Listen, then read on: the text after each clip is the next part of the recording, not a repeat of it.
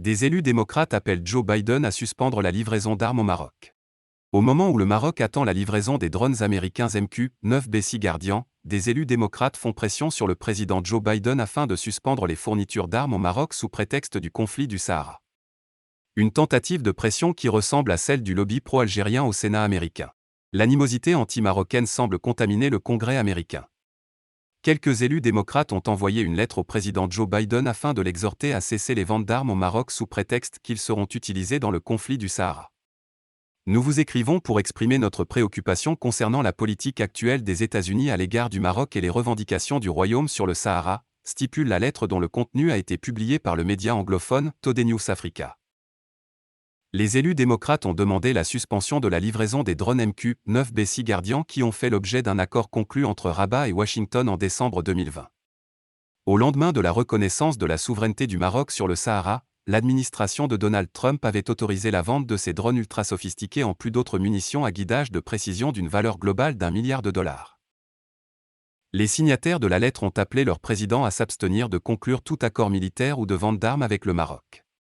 Pour appuyer leur demande, ils ont avancé l'argument de l'escalade violente entre le Maroc et le Polisario.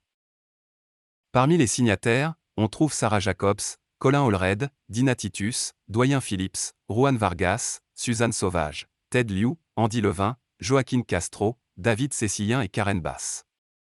La majorité de ces élus appartient à la mouvance progressiste et à l'aile gauche du Parti démocrate, connu pour ses positions radicales en matière de politique étrangère.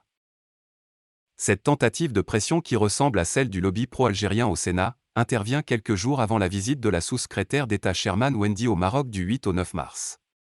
La responsable américaine effectue une tournée régionale du 4 au 11 mars qui inclut plusieurs pays dont le Maroc. Lors de cette visite, il est prévu qu'elle rencontre le chef de la diplomatie marocaine, Nasser Bourita, et d'autres membres du gouvernement. En s'opposant à la livraison d'armes au Maroc, les élus démocrates s'opposent à l'une des valeurs essentielles de leur propre parti qu'est le libéralisme. Le Parti démocrate est connu pour sa tendance libérale en matière économique. Rappelons que l'administration de Joe Biden a maintenu la reconnaissance de la marocanité du Sahara, décidée par l'ex-président Donald Trump.